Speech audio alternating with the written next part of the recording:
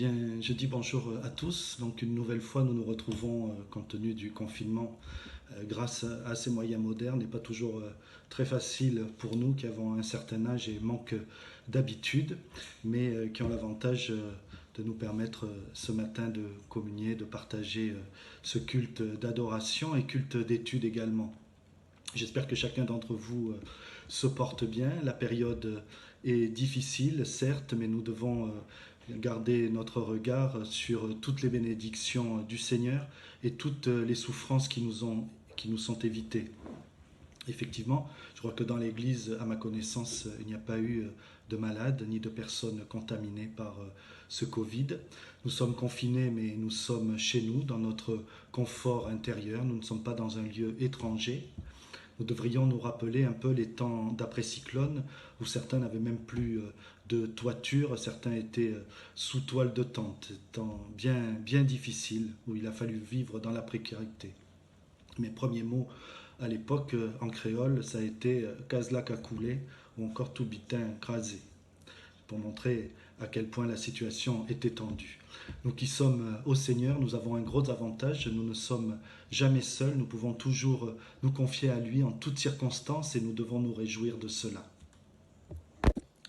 Pour le culte de ce matin, eh bien, nous aurons tout d'abord quelques chants en introduction, puis la classe dominicale où nous allons étudier le point numéro 7 de la confession de foi de l'Église évangélique de la Guadeloupe.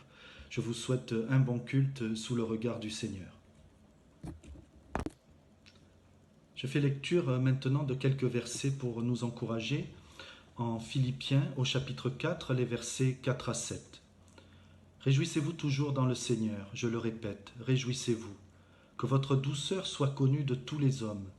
Le Seigneur est proche, ne vous inquiétez de rien, mais en toute chose faites connaître vos besoins à Dieu par des prières et des supplications avec des actions de grâce, et la paix de Dieu qui surpasse toute intelligence gardera vos cœurs et vos pensées en Jésus-Christ. Amen.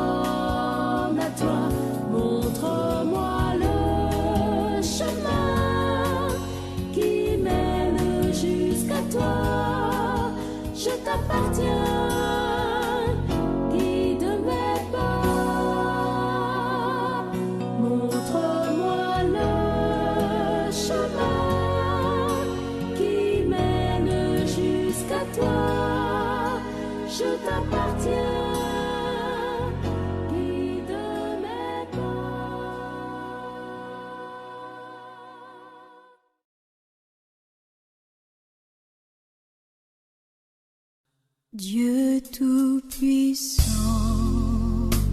quand mon cœur considère tout l'univers créé par ton pouvoir, le ciel d'azur, les éclairs, les tonnerres, le clair matin ou les ombres du soir, de tout mon être, alors s'élève un chant. Dieu Tout-Puissant, que tu es grand. De tout mon être, alors s'élève un chant. Dieu Tout-Puissant, que tu es grand.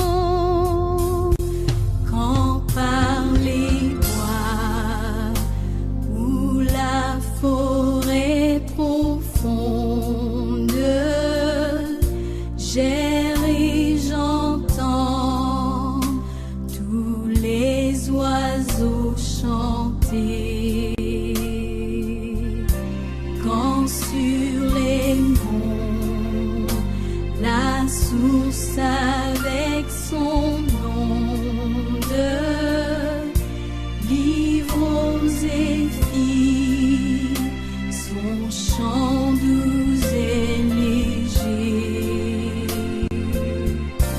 Mon cœur heureux s'écrie à chaque instant: ô Dieu d'amour, que tu es grand. Mon cœur heureux s'écrie à chaque instant: ô Dieu d'amour, que tu es grand. Mais quand je songe au sublime mystère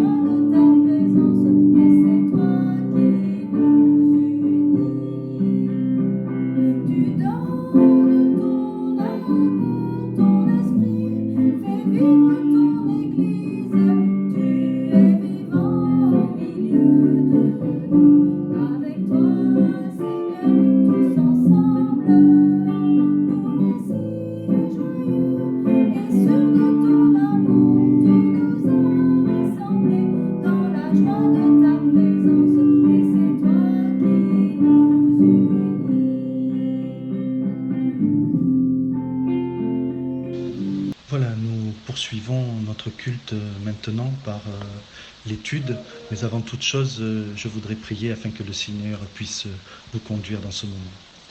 Seigneur, nous voulons te dire merci pour cette nouvelle occasion de nous réunir en ton nom dans la communion fraternelle, grâce à ton amour, Seigneur. Merci pour ta grâce, merci pour ta protection sur nous depuis ces semaines, pour la façon dont tu te manifestes dans nos vies, où tu nous permets de communiquer, d'être en relation, Seigneur.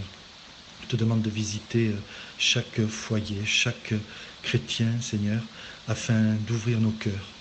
Ce matin, tu vas nous parler au travers de ta parole, au travers de cette étude, et je te demande d'ouvrir nos intelligences à la compréhension de ta parole. Merci pour ta grâce, pour ton amour immense, pour ce don que tu nous as fait par ton sacrifice sur la croix. Dans le nom de Jésus, je t'ai prié. Amen. Voilà, nous nous retrouvons maintenant pour notre classe dominicale et nous en sommes au point numéro 7 de la confession de foi de l'Église évangélique de la Guadeloupe. Point numéro 7 que vous pouvez retrouver au dos de vos cartes de baptême et dont je fais lecture avant que nous poursuivions par l'étude de ce passage. Nous croyons que le salut de l'homme s'opère par la grâce de Dieu en Jésus-Christ seul. Ce salut ne s'obtient point par les œuvres ni par l'observation de la loi, mais par la foi seule basée sur les mérites de Jésus-Christ. Ce salut gratuit nécessite une vie d'obéissance et de sainteté.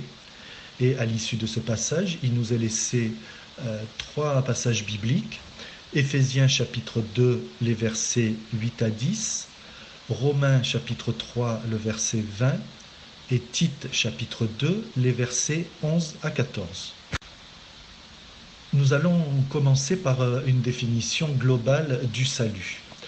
Sur le dictionnaire courant, le salut, c'est le fait d'échapper à la mort, au danger, de se retrouver dans un état heureux, dans un état prospère, dans un état apaisé. Dans le sens biblique maintenant, le salut, c'est le fait d'être sauvé du péché, ce péché qui est naturel en nous depuis la chute de l'homme.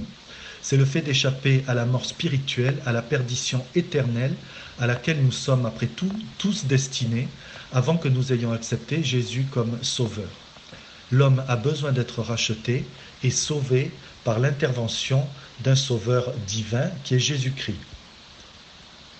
Avoir le salut ne consiste pas à respecter une morale religieuse, à suivre des conseils pour l'amélioration de notre condition par nos propres efforts. En fait, nos propres efforts ne peuvent absolument rien pour nous.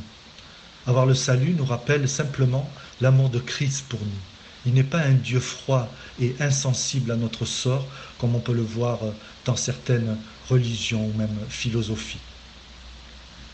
Dès l'Ancien Testament, le Seigneur va se révéler comme le Dieu sauveur. En 2 Samuel, chapitre 22, les versets 2 et 3, il est dit « L'Éternel est mon rocher où je trouve un abri, mon bouclier et la force qui me sauve, ma haute retraite et mon refuge. Ô mon sauveur, tu me garantis de la violence. » Dieu est le seul sauveur d'Israël et pour la première fois, il se manifeste à eux en Exode chapitre 6, le verset 6, en disant « Je suis l'Éternel, je vous affranchirai des travaux dont vous chargent les Égyptiens, je vous délivrerai de leur servitude et je vous sauverai à bras étendus et par de grands jugements. » De cette façon, et à de nombreuses reprises, comme vous le savez, il va sauver et délivrer son peuple. C'est ici la personne même de Dieu qui va sauver, pas les moyens qu'il emploie.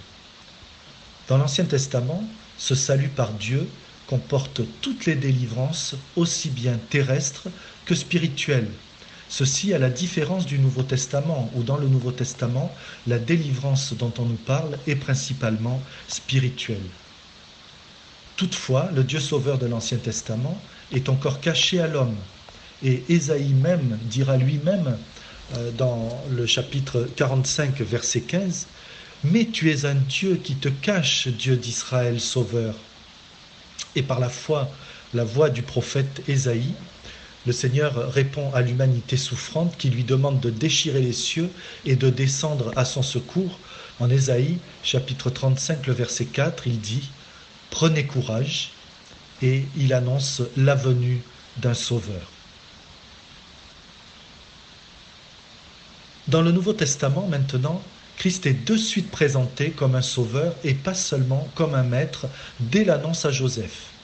Avant la naissance de Jésus, l'ange dit à Joseph, en Matthieu chapitre 1er, le verset 21, « Tu lui donneras le nom de Jésus, c'est lui qui sauvera son peuple de ses péchés. » Ici, vous voyez, on ne parle pas des souffrances de la vie terrestre, mais on parle bien du péché de l'homme.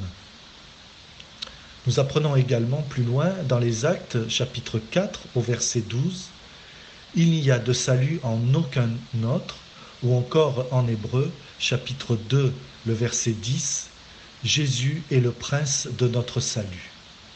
Ce salut, comment allons-nous l'obtenir? Eh bien, nous avons la réponse, un des versets de réponse, en Romains, chapitre 10, au verset 10, qui nous dit « C'est en confessant de la bouche qu'on parvient au salut ».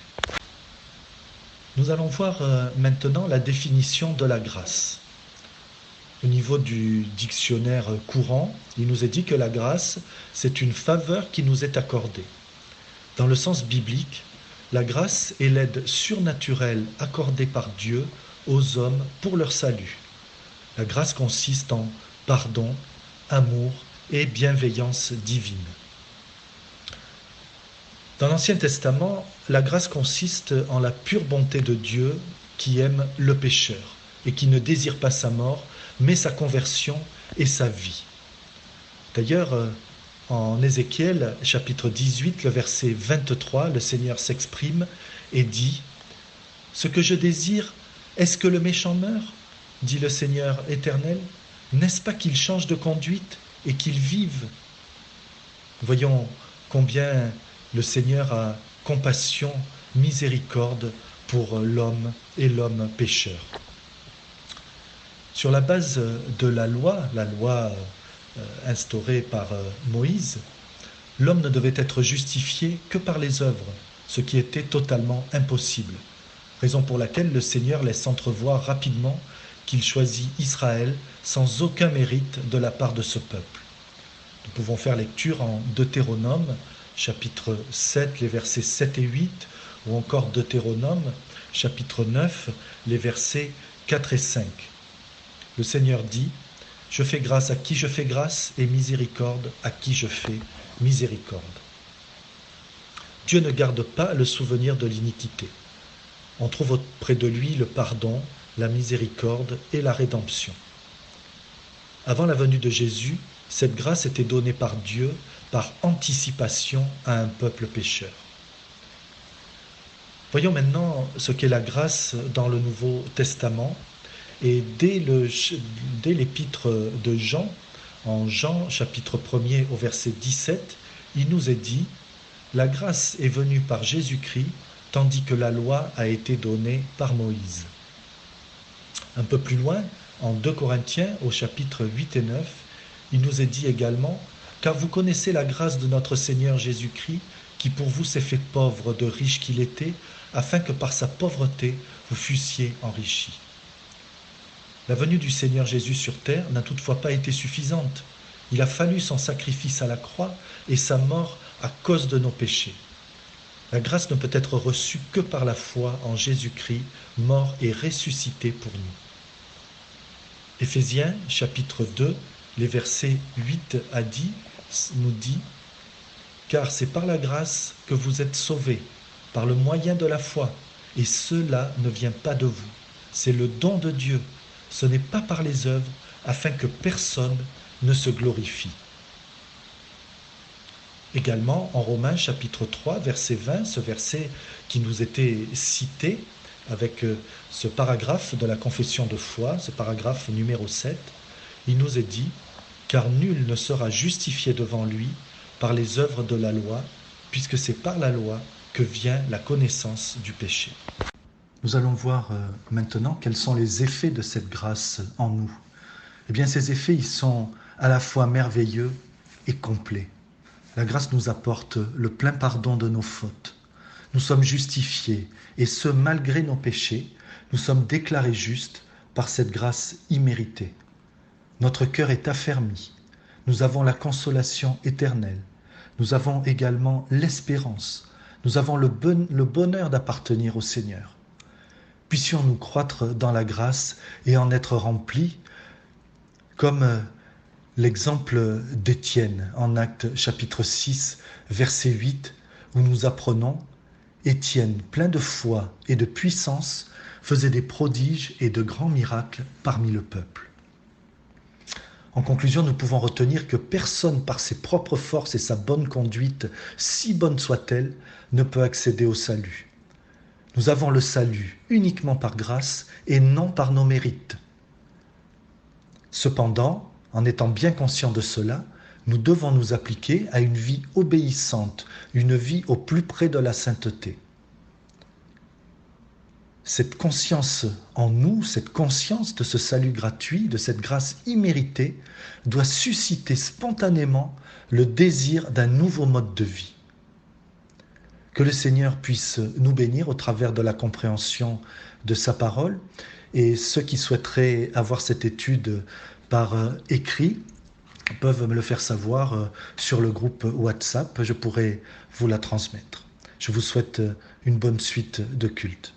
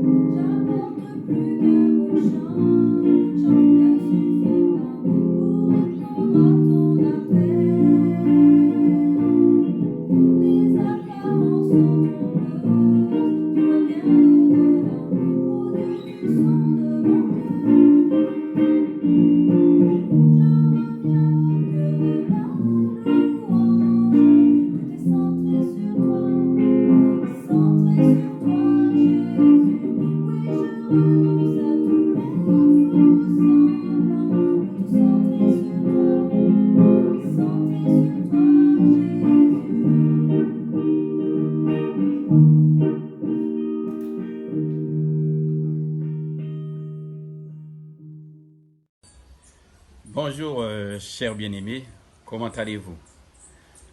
En tout cas, c'est toujours une grâce, un grand privilège de nous retrouver, que ce soit dans le partage de la manne du matin, que ce soit le mercredi soir ou encore le dimanche pour le culte dominical. Nous ne pouvons glorifier Dieu pour tous ces temps de bonheur, de grâce dont il nous permet de bénéficier. Je pense que vous allez très bien du côté de Petit Canal. Pour ma part, je vais bien. Mes enfants et moi, nous nous portons bien. Jusqu'à maintenant, le Seigneur nous a secourus. Nous allons échanger ce matin sur une comparaison entre le temple de Jérusalem construit par Salomon et la personne de Jésus-Christ. Nous allons faire une comparaison entre le temple construit par Salomon, le temple de Jérusalem, et la personne de Jésus-Christ. Avant de commencer, je vous invite à un moment de prière. Prions. Seigneur, c'est ta parole qui édifie, c'est ta parole qui nous fait du bien. Tu dois nous instruire afin que nous puissions te connaître et vivre avec toi selon ta volonté. C'est pour cela, Seigneur, je te prie de nous conduire, de nous faire du bien à travers ce moment. Et que ton esprit, Seigneur, fasse son œuvre au plus profond de nous-mêmes. Dans le nom de Jésus, nous te donnons gloire. Amen. Voilà. Le roi David a eu l'idée de construire un temple, un lieu où le peuple d'Israël pourrait se réunir pour bénir Dieu.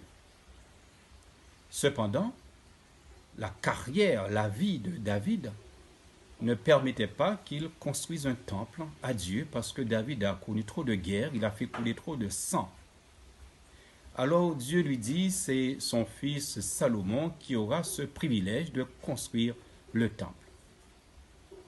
Évidemment, David prépare tout ce qu'il fallait pour Salomon et ce dernier, une fois en place, entame la construction du temple. Il choisit Jérusalem pour placer ce bâtiment. Un bâtiment somptueux, magnifique, selon le livre de 2 Chroniques au chapitre 2 et bien d'autres textes qui parlent du temple de Salomon. Concernant les dimensions, le temple faisait 30 mètres de long, 10 mètres de large et 10 mètres de haut. Dire comme ça, pour nous, c'est pas grand, parce que nous sommes des années, des siècles après. Mais à cette époque, c'était un bâtiment somptueux. Le temple se présentait en 3 parties. Une partie qu'on peut appeler la cour ou encore le parvis.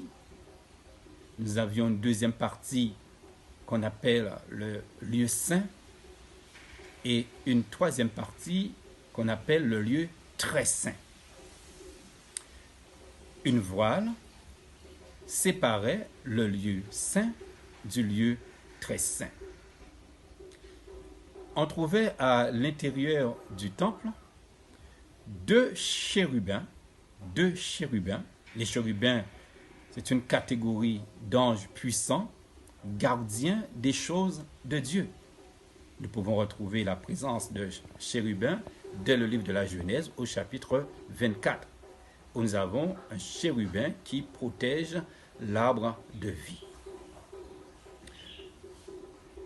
Nous trouvions à l'intérieur de l'arche, le lieu très saint, le bâton d'Aaron. Aaron avait un bâton et ce bâton a été préservé et conservé dans l'arche. Nous pouvions trouver également un pot de manne. La manne, c'est cette nourriture que le peuple d'Israël a mangée pendant leur pèlerinage dans le désert. Un pot de manne.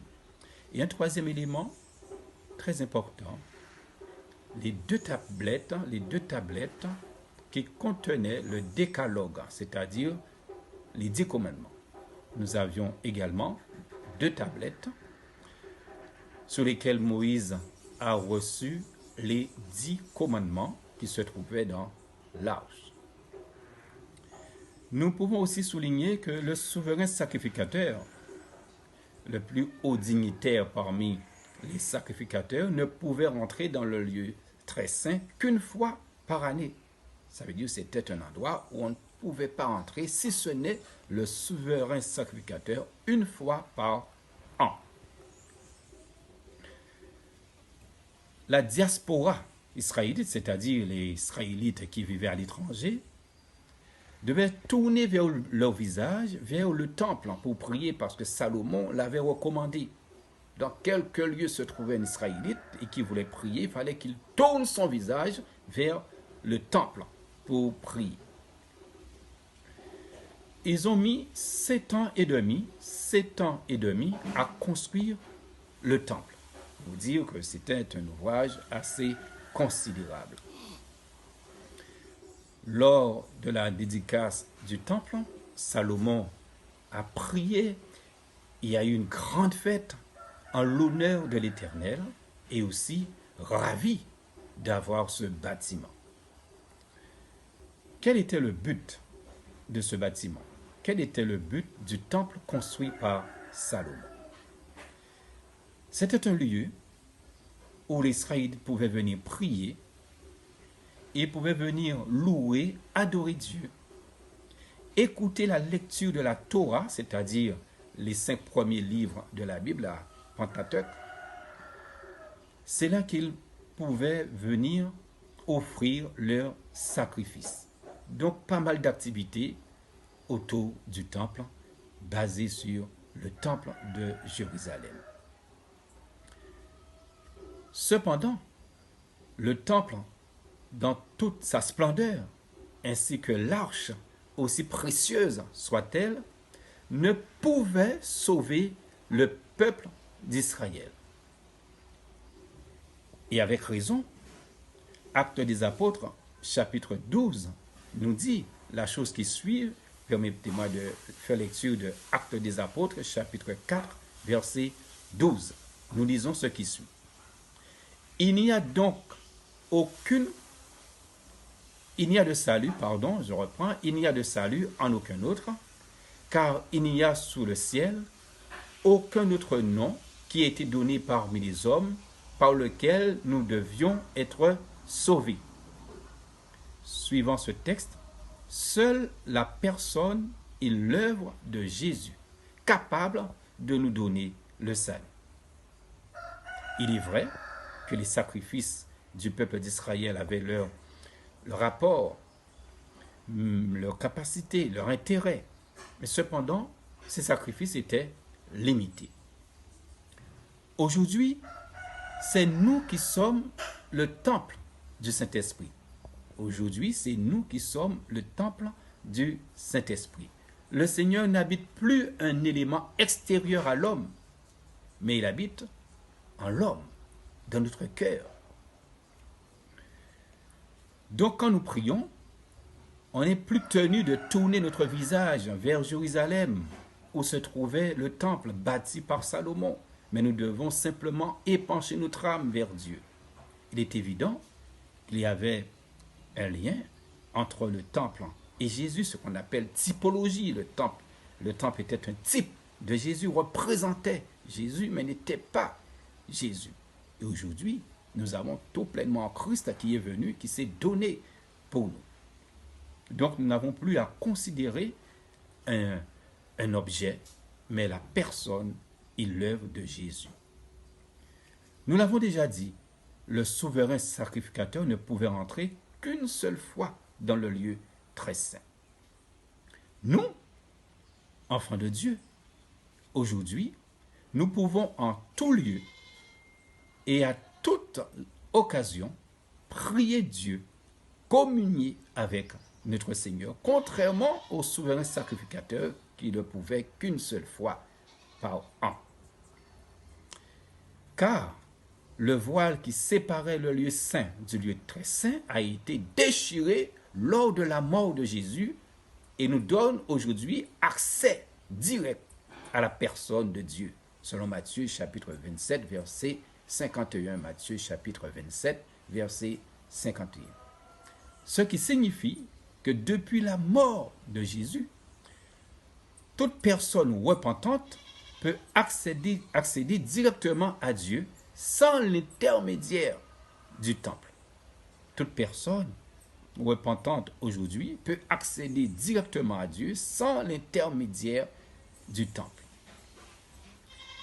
Le temple de Salomon était passager.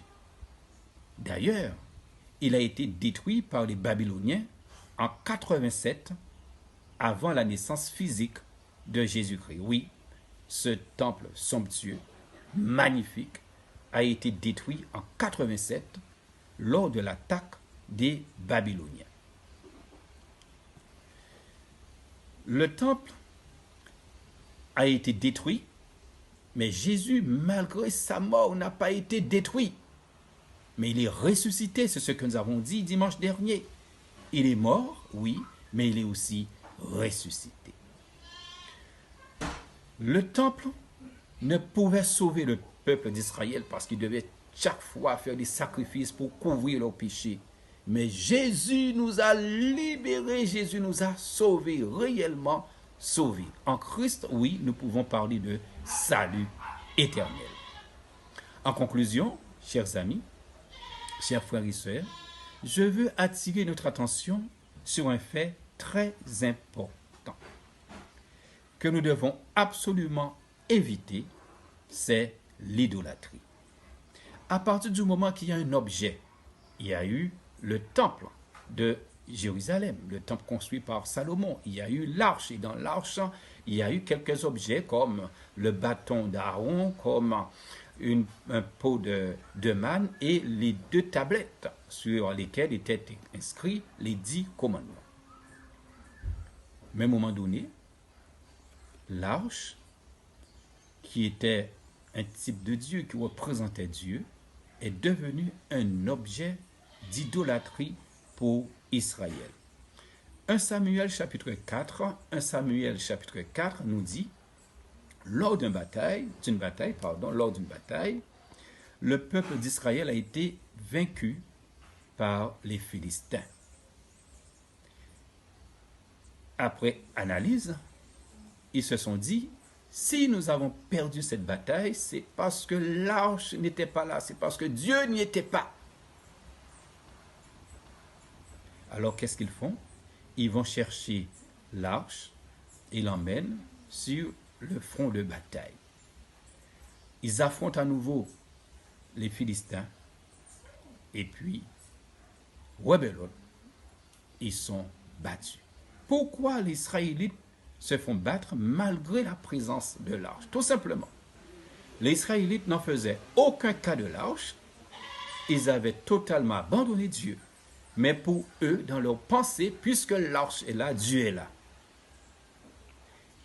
L'arche était devenue un objet d'idolâtrie pour les Israélites.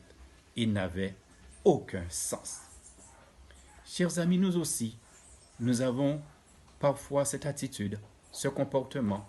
Nous mettons notre confiance dans ce que nous voyons, dans certains objets, comme des statuettes, représentation de la divinité. Et nous devons nous débarrasser de ces choses-là. Nous sommes un peuple magico-religieux, je comprends, nous sommes très attachés à ces statuettes, ces statues qui représentent la divinité, parfois Marie, parfois Jésus, Joseph, etc., ou des anges. Mes chers bien-aimés, nous ne devons pas mettre notre confiance dans ces objets, mais devons nous en débarrasser. Nous devons nous débarrasser des fétiches que nous avons chez nous et qui ont du prix à nos yeux. Nous devons aussi nous débarrasser des bagues, des bijoux et des objets ayant été l'objet d'une séance chez un devin. Ça qu'on nous a crié parfois bague montée. Un devin, on gardait des affaires, a fait quelque chose avec certains objets et nous devons nous en débarrasser. Nous devons nous débarrasser des chapelets. Un chapelet n'est pas Dieu. Nous devons nous débarrasser des chapelets, ces objets parfois qui nous aident à prier. Nous devons nous débarrasser des fers à cheval que nous installons dans notre maison. Ça ne pourra absolument rien faire pour nous. Ce n'est pas Dieu et rien à voir avec la parole de Dieu. Nous devons nous débarrasser des tas de sable que nous posons dans les coins de nos maisons. Que pourrait faire pour nous du sable, récupéré au bord de la mer ou ailleurs?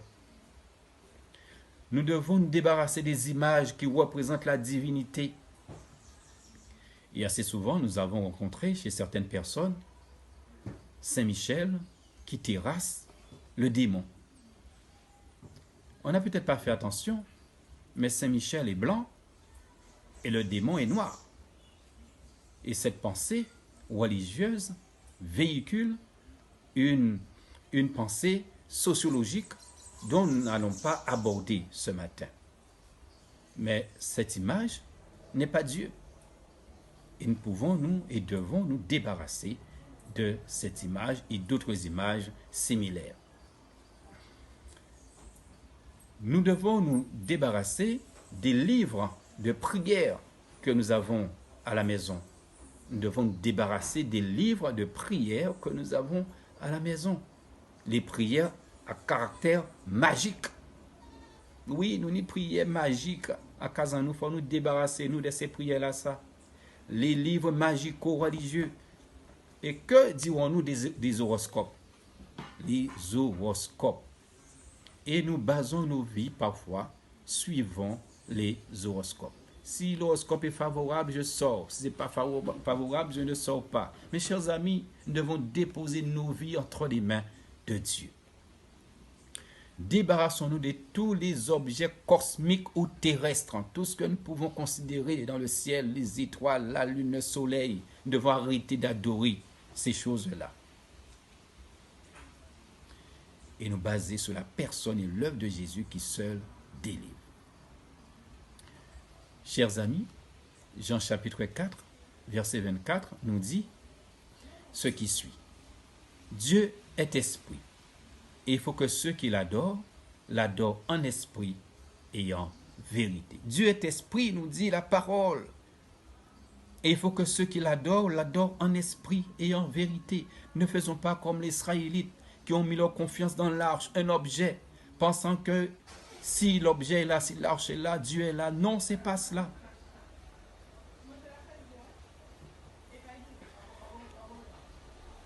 Chers amis, Dieu est esprit. Et la fête de Pâques que nous venons de commémorer nous replace pleinement dans cette réalité.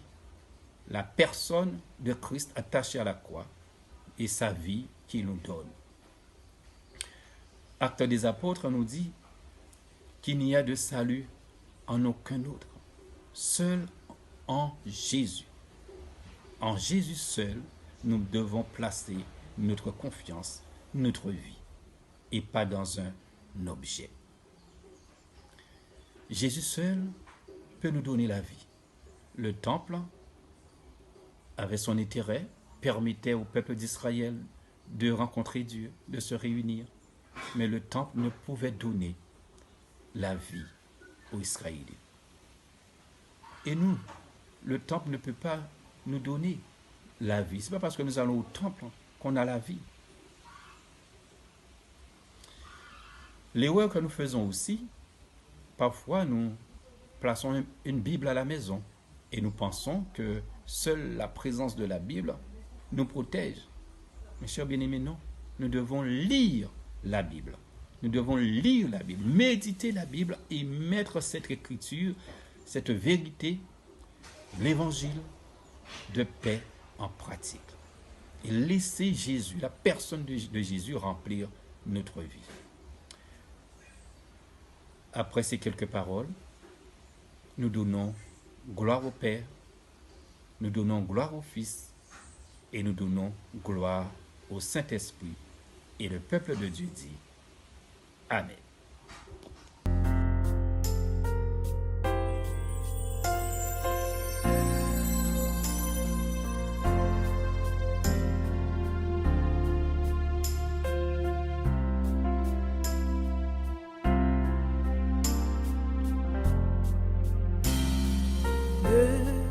rien, je t'aime.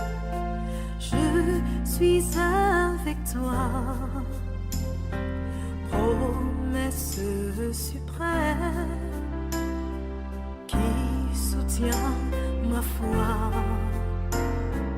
La sombre vallée et n'a plus de terreur. L'âme consolée, je marche avec mon sauveur. Non, non, non, non, jamais tout seul. Non, jamais tout seul. Jésus mon sauveur me garde, jamais ne me laisse seul. Non, non, non, non, jamais tout seul. Non, jamais tout seul. Jésus mon sauveur me garde, je ne suis jamais tout seul. L'aube matinière ne lui qu'au beau jour. Jésus ma lumière m'éclaire toujours. Quand je perds de vue l'astre radieux, à travers la nuit, Jésus me montre les cieux. Non, non, non, non, jamais tout seul. Non, jamais tout seul.